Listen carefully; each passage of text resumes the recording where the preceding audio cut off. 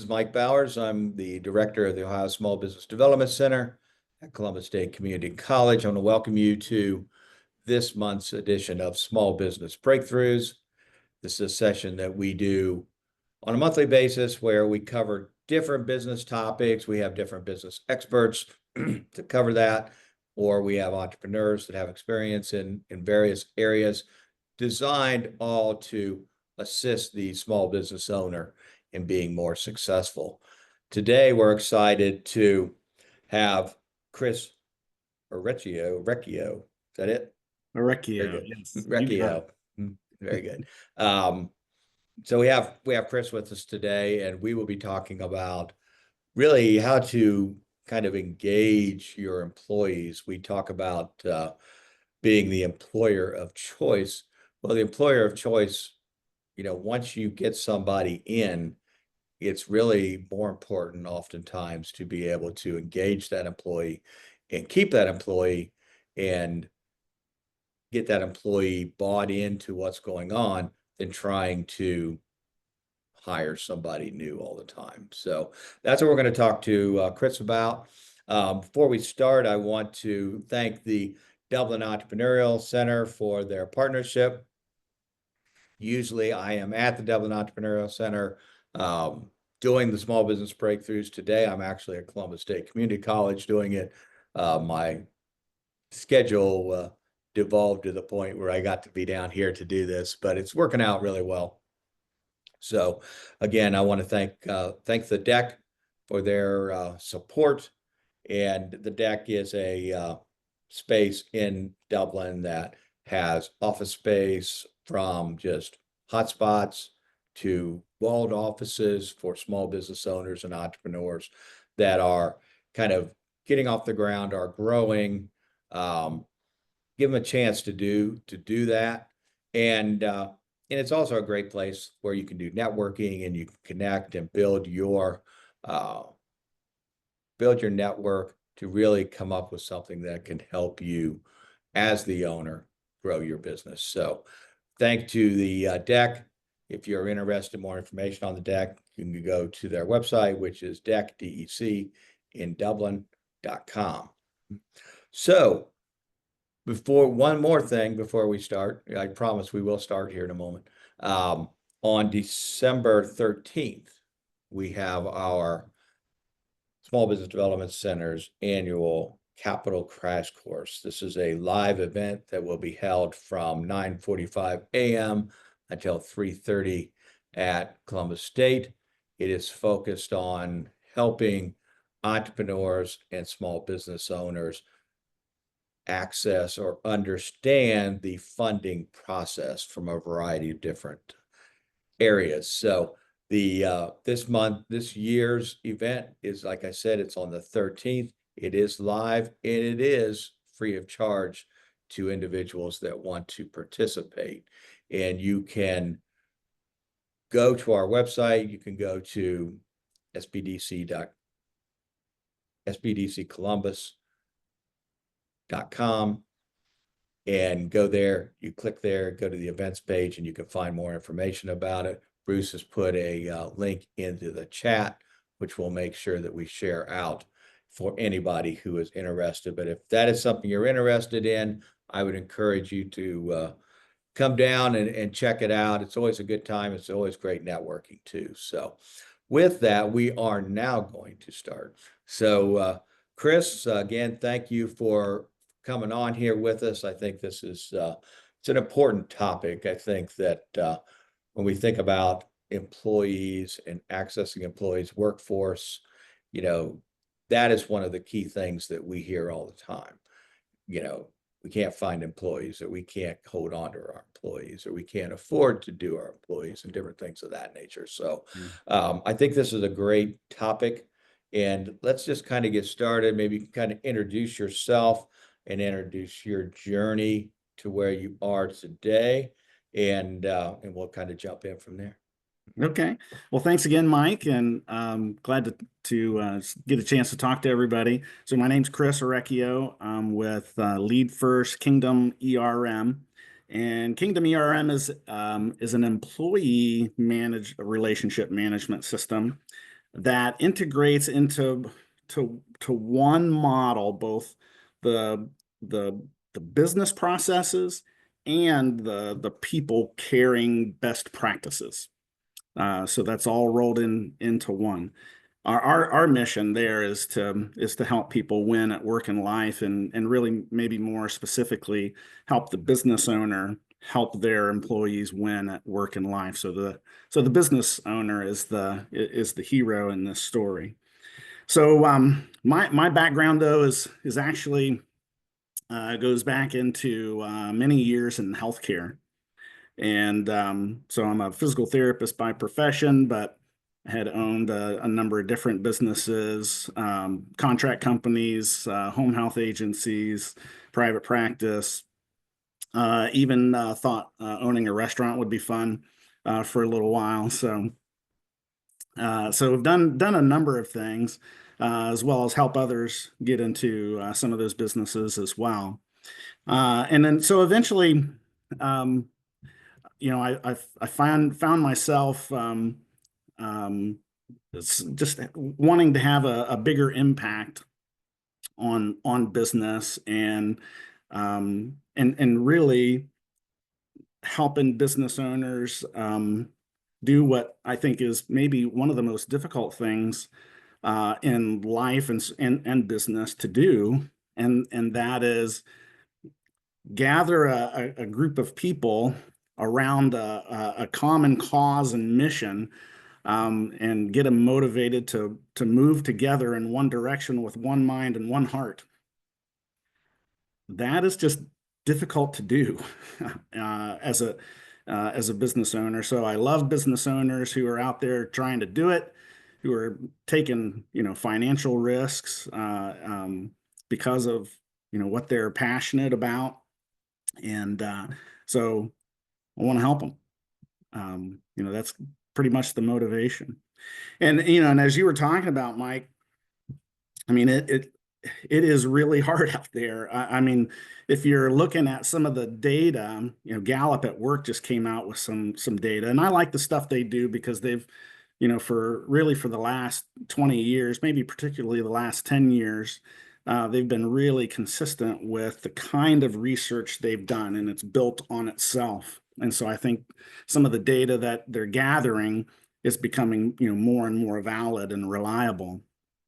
But they're talking, we've been through the Great Resignation, right? We've been through quiet quitting, and now they're calling it the Great Detachment. And so, we've got, at least according to the data, 50% of people are actively looking for a new job. They're in a job, but they're actively looking for a new job. So, I don't know. I'm not sure which is worse, having people resign or having people who really, really want to resign but stay. So both of those are very challenging scenarios. Right. Now, I jump in here real quick too. So, when we've talked about this, and as I've talked to other people, one of the key things is kind of what you hit on before. How do you get the employees Yeah. moving forward with the business so everybody's on the same page and moving forward, and this becoming the employer of choice piece, to really build that trust and really work with the employee, is a critical component. And as long as you're paying a competitive wage, you should be okay. But, where I think a lot of businesses get into trouble is that they treat their employees like commodities, for lack of a better word, where, it's all about money. And if that's how the business is going to act, that's how the employees that they hire are going to act. Yeah. When you're in a leadership position, um, as a business owner, you have to lead first. And with any group of people, when you're the leader, often what you see reflected back to you in your people, is something you've been, Right. something that you have been modeling. And so, so when we talk about some of this stuff, we'll talk about, the founder at LeadFirst Kingdom ERM was Gary Harps, and he's got a great book, and I don't know if you can see that, or maybe you're in a better position to show that. Yeah, mine's sorry. Yeah, Built to Beat Chaos. And so um, that is, when we talk about some of these skills and tactics, I guess if we'll call them that, they might be categorized in the soft skills category, and that usually makes business owners really, really nervous. Those are how, can you measure those? How do you measure those? And then, are we holding hands and singing Kumbaya? They typically have a kind of an aversion to some of the concepts that we're going to be talking about, but they can be measured, and they can be measured pretty accurately. And the results, the measurables from doing these things well, are pretty significant. And and like I said, particularly in Gallup at Work, they've done a lot of great work to demonstrate that these approaches have measurable outcomes. And so, in Gary's book, he's divided his book into three parts, and that is, what an effective leader should know, what an effective leader should do, and what an effective leader should be. And that last part of that chapter um, talks about these components of how to do this well. And those are the components that that when if you look at our dashboard, that's how that's broken down. So I think that's where you wanted to maybe talk a little bit about. It starts with care. And again, it sounds very difficult to measure, but there are plenty of ways that you can demonstrate that care, and demonstrate it very measurably. There are chaplaincy programs, there are care programs that you can do internally, um, that your employees actually help run. Um, and when people are having difficulty, whether it's they were in a car accident and need some medical attention, and maybe need some help getting the money for the deductible, or they need the car fixed, and some of the people want to pitch in and help the guy get his car fixed, whatever. But there are some really great models for those internal care models. So that's something you can objectively do, and people um, really appreciate those.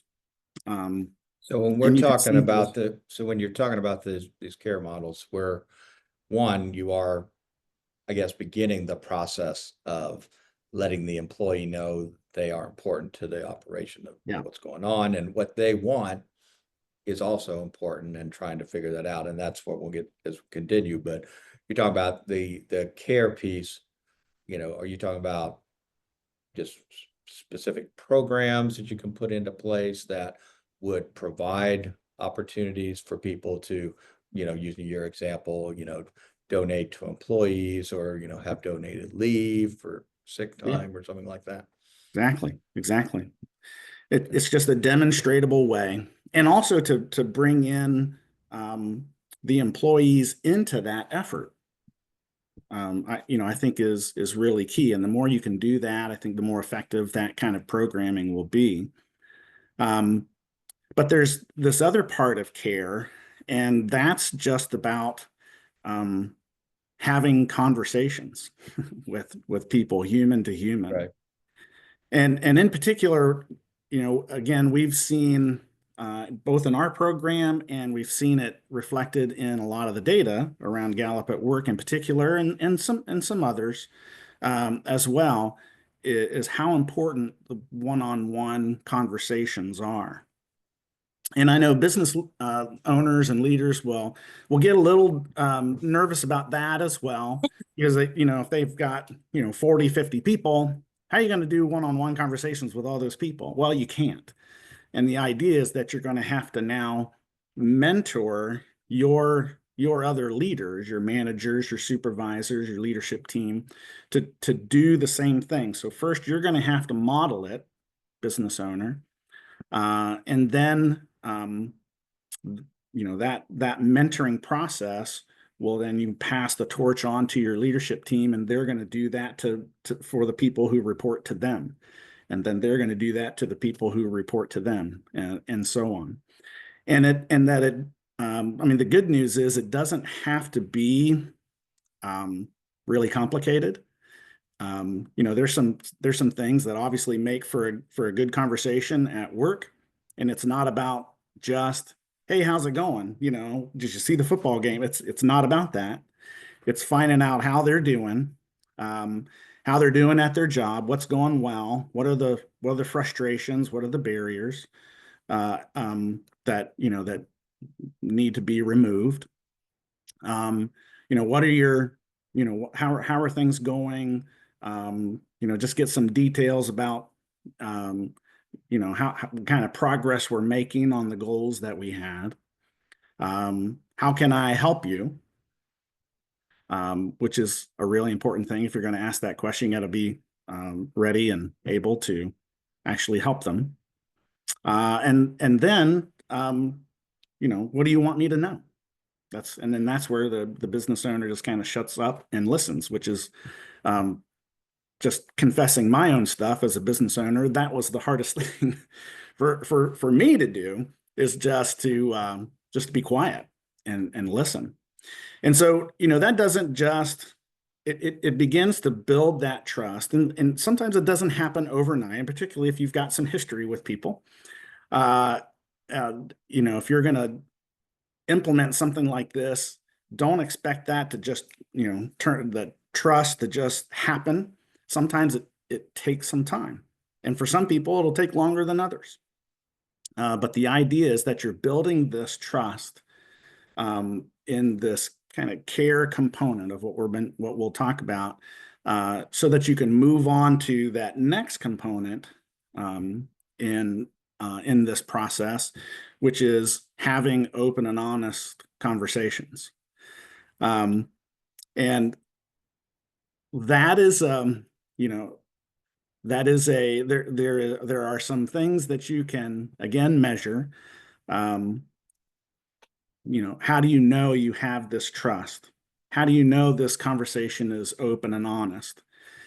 And typically, one of those signs is, can your employees tell you something that you don't want to hear? Um, and so if you have a lot of employees that are just telling you all the good things and none of the bad things, you got some trust issues to keep working on. But if you give them permission and they feel enough trust to share some stuff with you, either what they think can improve in the business, or what they need. Maybe they need some training, or maybe they don't feel confident in their position and can use some more training. Those kind of things. Those are some evidences that you're getting some open and honest conversation, and evidence. There's some evidence that trust is being built. Yeah, no, and I think that, everything that you're kind of talking about now is very proactive, Yes. and where you don't want to get to is where the only real time you talk to an employee is annual review, which at that point, all they care about is the salary, right? Am I getting a Right. raise or am I not getting a raise? And if there's a problem, Right. because then everybody's defensive, and you're not creating a real positive working environment because you haven't done it in the past. So where Yeah. is the trust? There's no trust there. Yeah. Yeah. If you're managing by whack-a-mole, kind of the Yeah. whack-a-mole method of management, it's just, it's not going to work. And again, that's what we're seeing in the data. Um, some of the data is really stark, Mike. I mean, only 18% of employees out there are extremely satisfied in their work. And when 50% of them are out there looking for new positions while they're working, how how bought in, as you were talking about, do you think they are to your mission, your purpose, your your goals, your KPIs? Probably not. They're probably hedging some bets there.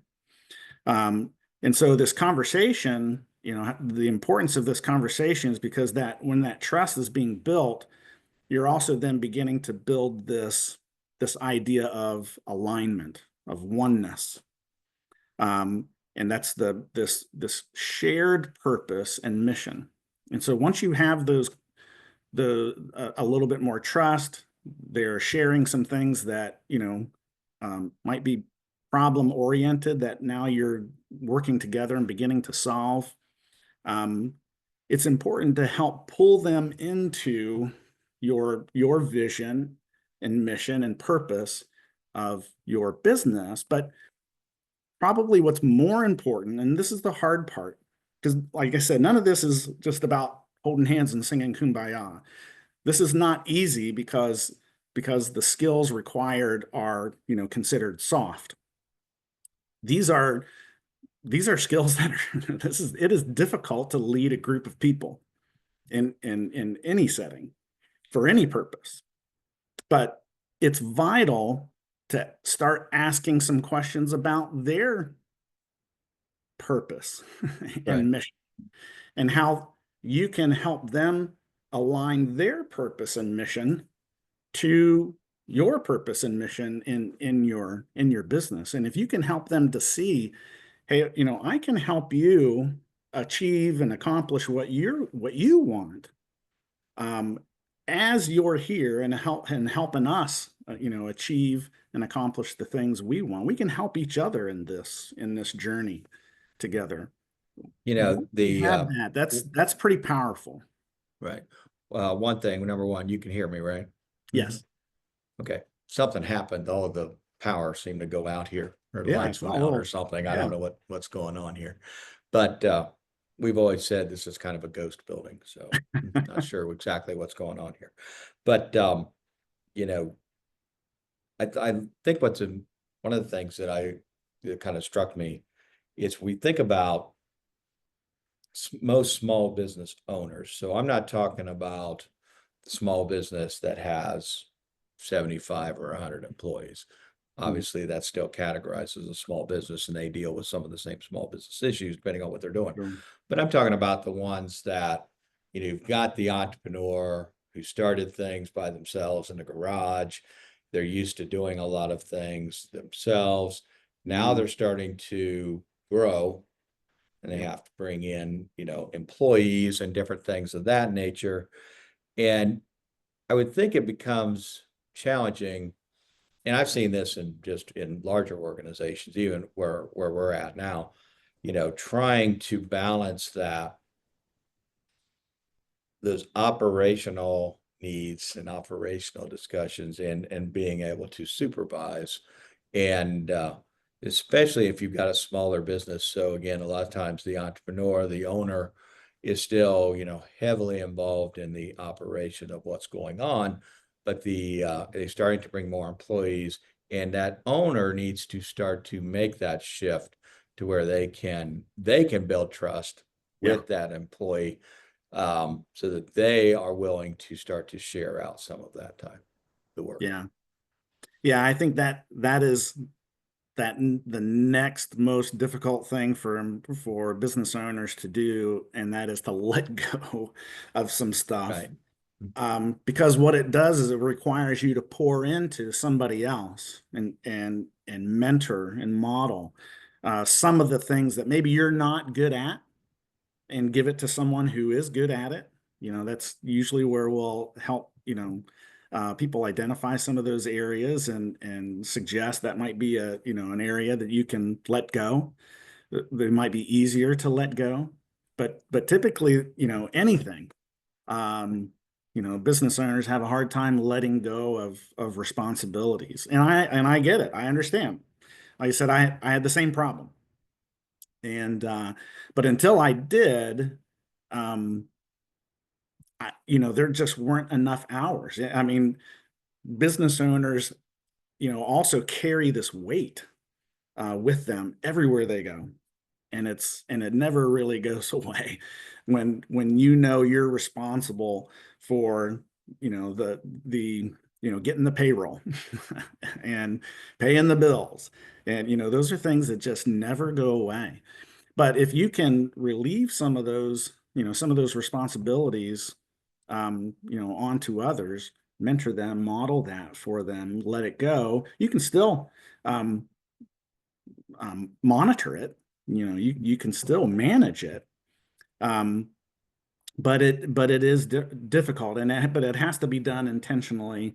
And you have to have an infrastructure in which to do that. So that, once you have some of those shared purposes and missions, and now you're beginning to share some of those responsibilities through mentoring and modeling and letting go. And we're gonna let that go, but we're gonna monitor it on a regular basis. You have to have some systems now in place. This is where those business processes come in, Right. to help you do that, because it is going to be challenging. Um, and then because you've got that trust, because you are now having some open and honest conversations. You have some alignment now in either the shared mission and purpose, and you're giving some of those tasks away to add to the responsibility of that person, but also to help them work toward the mission and purpose they have in their life and career as well. Um, Now you can start to take that person can start to take some ownership and commit to some goals that we've set. It makes sense then to have some of these goals in place. But again, if you don't have a way to be monitoring those, a system, an infrastructure on the business processes side, to do that, and to do it regularly, consistently, um, it begins for some of those business owners that have started small and are starting to grow. That's when you start having that chaos, right? They start Yeah. feeling that chaos. And in Gary's book, Built to Beat Chaos, how do you begin um, wrestling some of those chaotic pieces and materials into some kind of order? Having a really great tool is helpful to that.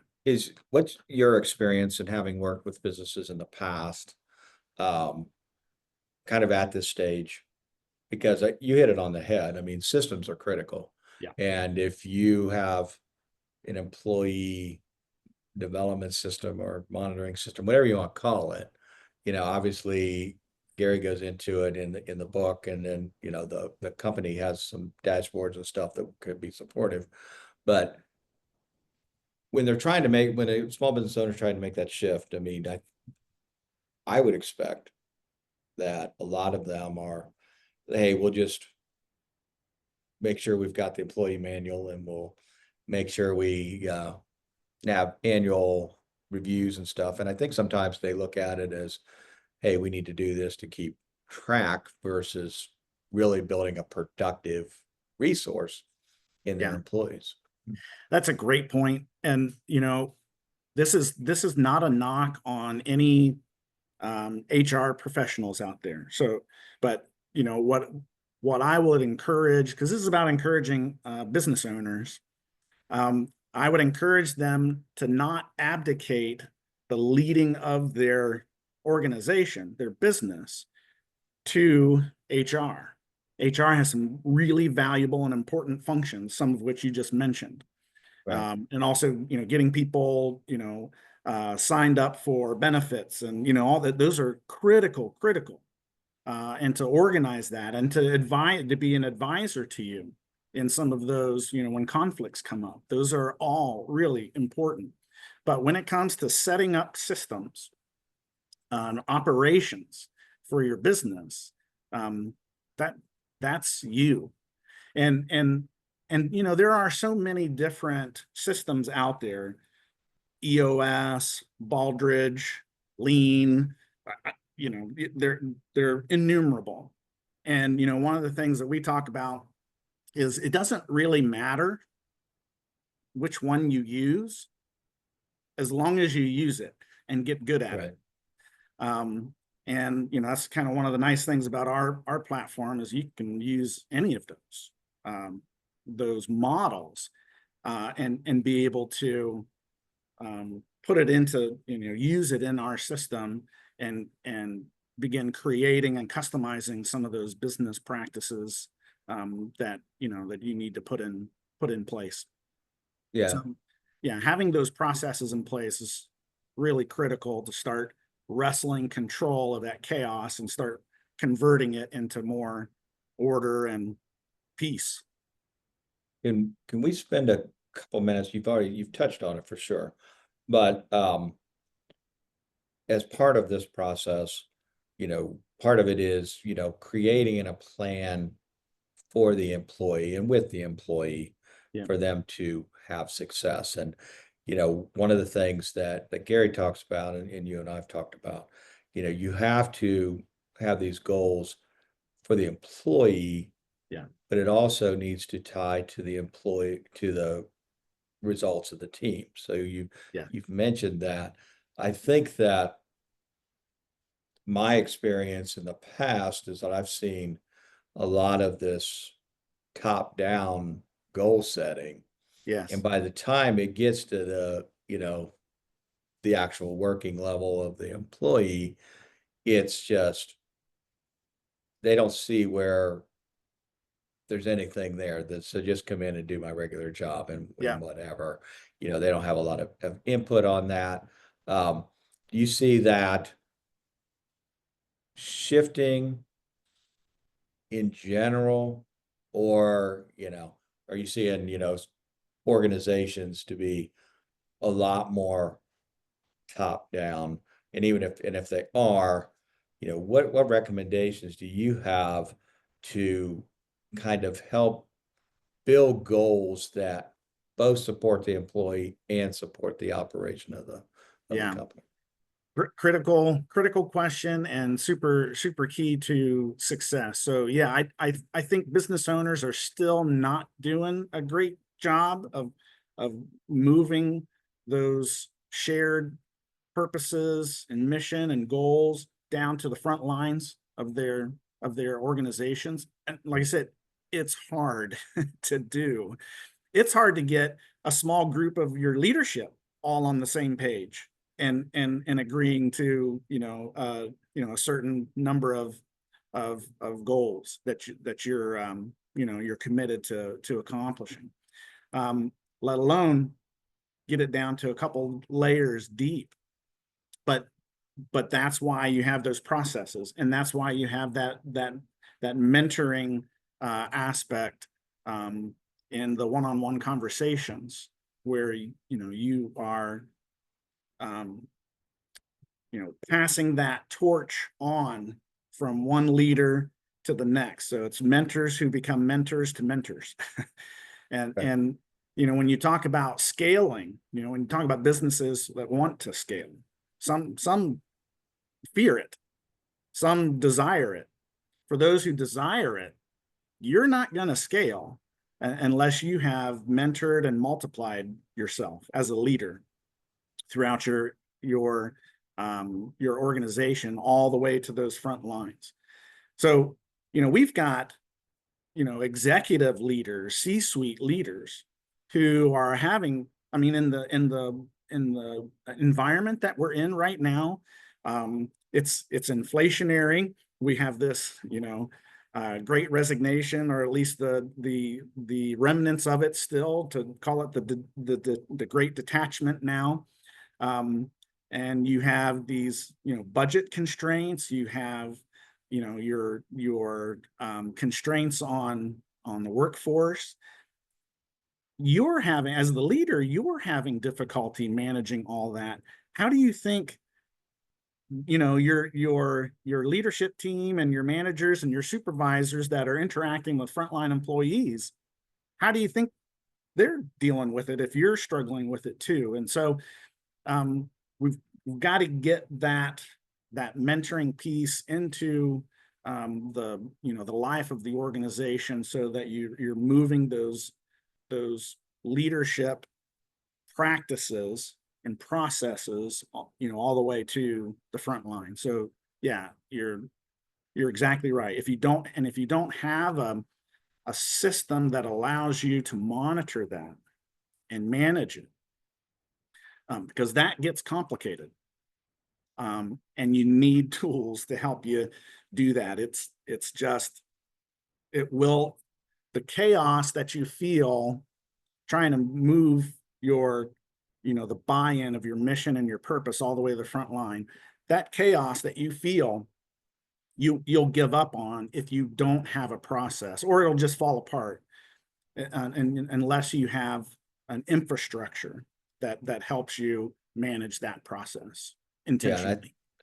I think that the key, and you mentioned this at the very beginning, is these measurable outcomes. And so Yeah, actually having something you can measure, which for most, small business owners or management teams, you know, having something they can measure fits into just the entire operational structure. And I yeah, think a lot of times they do miss that on the employee side. But if you can create something, and again, this is where the beauty of this goal setting and having the employees working for that. And the other piece is once you have come up with a plan for the employee, yeah, that one, you continue to interact and follow up. And you mentioned it before, the providing them with the resources to allow them to learn, get better so that they can get to those goals. yeah, It's just sometimes it's like, okay, well, we're going to set this goal, we're going to set that goal, we're going to set the other goal. And, I'm the employee. I don't know how to do this any better than I'm doing it now, or, how do I implement this goal? Because I've never done that. And if they don't provide them with the tools to do that, I know, for example, here at Columbus State, we do, everybody thinks about a community college being, the 18 to 20-year-olds, coming out of high school and things like that. But I mean, there's a lot of work that gets done on the workforce side here to provide uh, training, certificates, different things like that, just to make that employee better, more comfortable, and more competent in actually doing their job. yeah. That's key. One of it is such a serious part of what we do and what we recommend to business owners. We have a learning library embedded in that dashboard. And so as a business owner, again, it's one thing to have a conversation and say, where would you like to be in 5 years? Now, when you go back and have that conversation, how often? I hope it's more than just once a year. Um, and we recommend that it is way more than once a year. But when you go back and talk to that employee again, um, what do you remember what that conversation was about? Have you followed through on the things that they, said, hey, this is what I'd really like to have, or this is the direction I'd like to go? What have you made any steps in that direction whatsoever? And what happens a lot is the supervisor gets to, the annual review time, and they think, oh crap, what are we going to do? Let's come up with something before we meet with them next week. But in a system that has these processes, an infrastructure for these processes, we have a learning library in there that a supervisor, a manager, a team leader, or even up at the executive level can say, hey, we have a curated library of lessons, small 10, 15-minute lessons, 2 to 3 hour courses, and courses that go over the course of, a couple days or weeks or whatever, but Right. in the areas that they want to learn and build new skills, you can send that to them, and you can tell whether they've consumed the information, and then you can talk to them about it. Hey, how did you like that video, or what did you learn? What were the top 3 takeaways of that video, and how are you going to use that and implement that into your management strategy with the people who report to you? I mean, it can be, very, very functional. And you want to demonstrate that you're making progress in your promise, that their purpose and mission is just as important to you as yours as a business. Again, you're starting to really build some trust, and you're starting to build some loyalty. And when they see that you are not only for them, but you're giving them some skills and the means in which to build their skills for their career, that's going to make a big difference.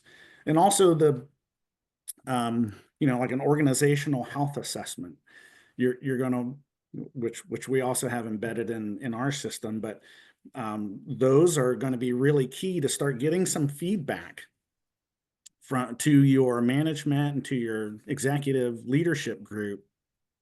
How well are we doing? And then to be able to get some of those pulse surveys. Again, don't wait a year between. Make sure Right. you're getting some data points in between, and say, how are we doing? And if you're not doing well, okay, where are the areas that we're not doing as well as we'd like, and Yeah. that starts giving you some places to really pour your effort into. There's only so many hours in the day.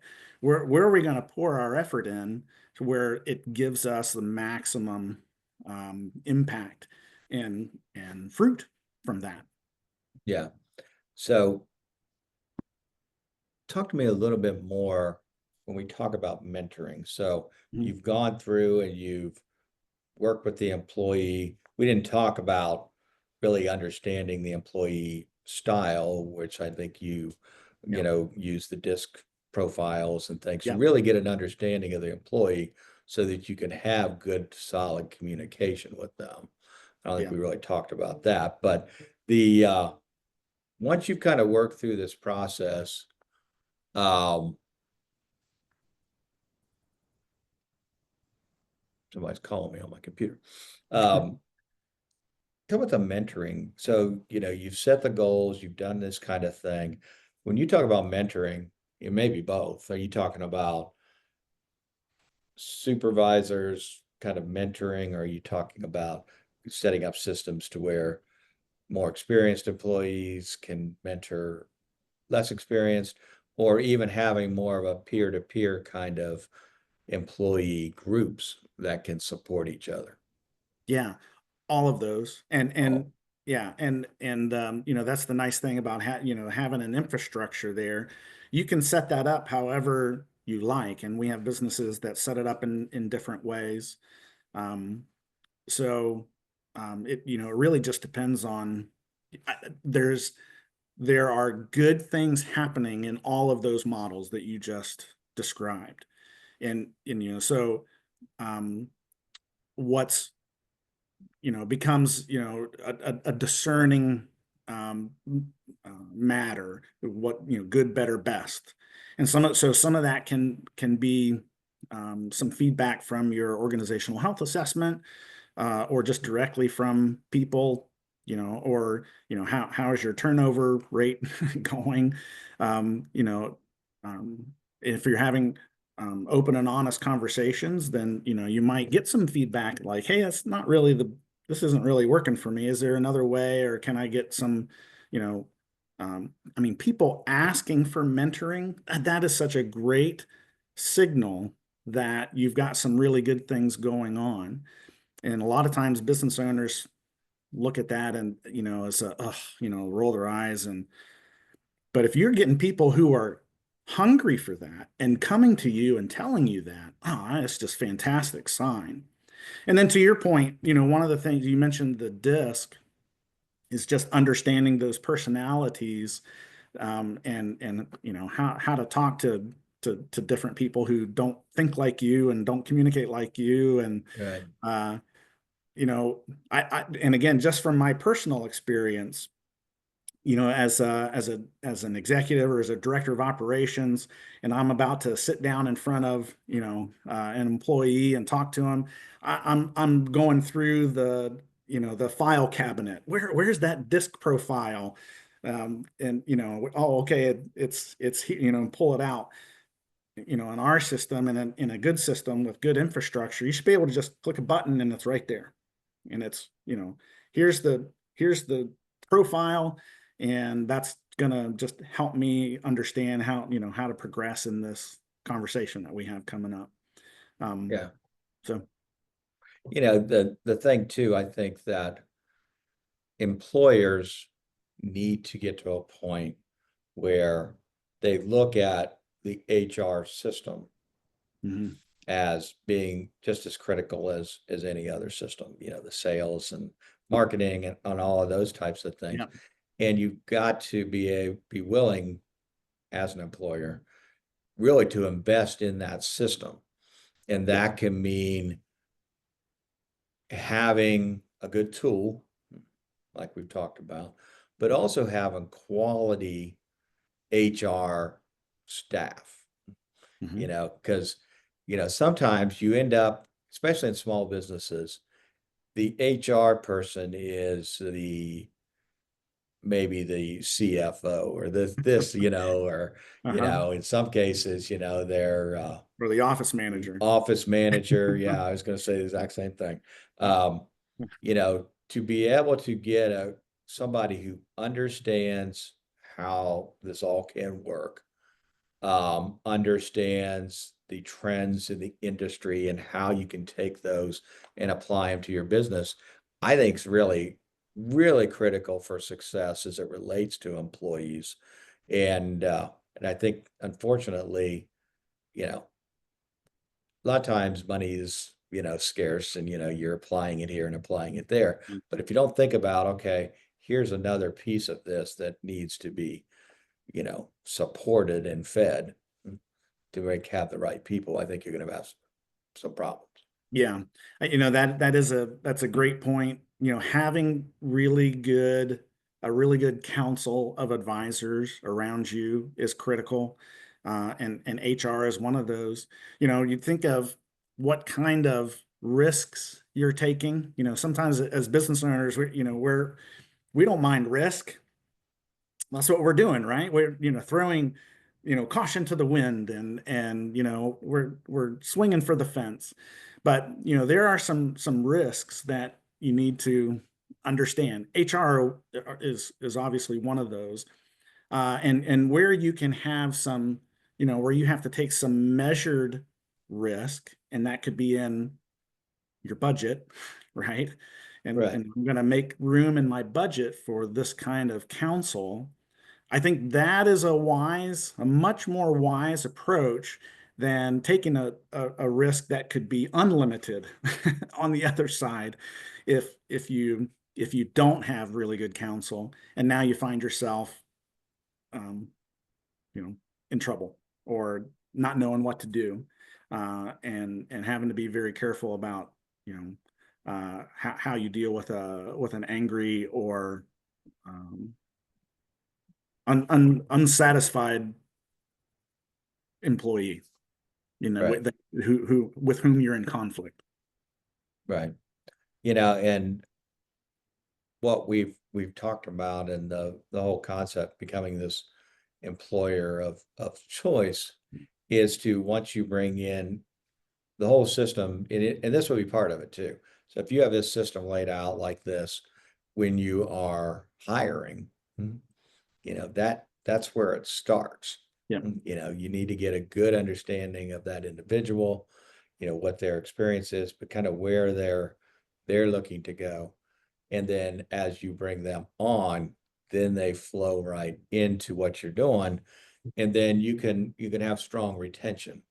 And like I said, it's always easier to keep an employee. It's the same thing as it's always easier to keep an existing customer than go out and find new customers. It's the same Yeah. thing. If you Yeah. got a lot of turnover, then you're gonna spend a whole bunch of time trying to deal with that you're not spending on your business. Time and money. Right. And obviously it depends on the industry, and some industries are impacted more than others, but the average, and the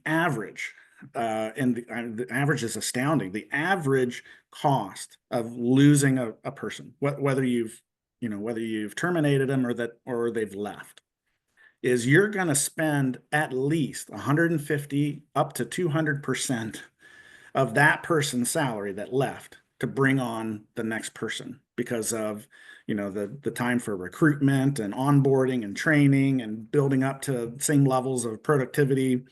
um, so that when you talk about being the employer of choice, sometimes business owners will say, well, I just want to let them go. It's just going to be easier to let them go, and we can't rescue that person anyway. They're lost.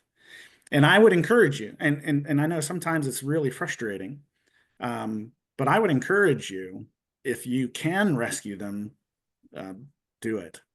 Yeah. And there are ways to do it. It can be done. We've seen it many times, and work out really well many Mhm. times. But I also wouldn't want, I want to be encouraging to business owners, that um, chaos is just normal. I mean, when you're in the midst of chaos, a lot of times as a business owner, you think, what have I done? you know, oh my, no one else goes through this. This is just me. And it's not. It's really not just you. This is natural. Chaos is natural whenever you have human beings in proximity to one another. I don't know what your Thanksgiving dinner was like, but I mean, did you experience any chaos getting human beings in proximity during, Thanksgiving or whatever?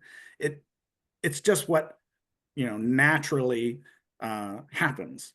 But to your point, to your last point particularly, Mike, to be intentional about setting up processes to anticipate that chaos, and know how to adjust and adapt and create processes that, again, intentionally help bring that chaos into some kind of order and peace. um, that is a skill. That is a fantastic skill that business owners have, that few people really have, but you're going to need some tools to help you. Okay, great. Well, I think that's a great place to end. I was going to ask you a couple of things to kind of wrap it up, but I mean, that was ideal. So, I want to thank you, Chris, for being here. Again, I thought this was excellent as employers are thinking about employees and that part of their business. Where can individuals find you and find more information relating to the system? Maybe some things that Gary's done in the past that could be of value to this owner who's kind of starting to work into that process. Yeah, I appreciate that. Certainly, I'm easy to find on LinkedIn. If you Orecchio is Orecchio. So if it's a weird last name with two O's at the end, it's probably me on LinkedIn. And we're at LeadFirst, www.leadfirst.ai. That's the website. And then, I encourage everybody to buy this book, Gary's book, Built to Beat Chaos. It really is fantastic, and it will start making you wrestle with some of these processes that I think will, in the end, really bear a lot of fruit for you. Yeah, absolutely. Absolutely. I would agree 100% with you. So, with that, I think we're going to go ahead and wrap up again. Chris, thanks for being here. And as I mentioned before, for those of you that are here or those of you that are going to be watching this on YouTube, on December 13th, 2024, we have our Capital Crash Course. And if you're interested in that, feel free to go to the SBDC website and connect in there to get more information and potentially register. As I said, it's a free event, but I think this is the 19th year we've done this. So, a lot of people get a lot of value out of this, and we encourage folks to check that out. And we will be having at that event another edition of Small Business Breakthroughs. We'll have Otto Beatty the third, serial entrepreneur, is going to talk about his experience both on being an entrepreneur and in the funding models. I think that'll be great for folks. And if you're unable to check that out, we will record that as our December Small Business Breakthrough. And then we'll be back with the live Small Business Breakthroughs in January, and we're looking forward to jumping into 2025 with some really, really great content that can help you as a business owner become more successful. So with that, I want to wish everyone a happy holiday season going forward, and I look forward to seeing everyone in 2025 on Small Business Breakthroughs. Thank you. Thanks, Mike. Peace.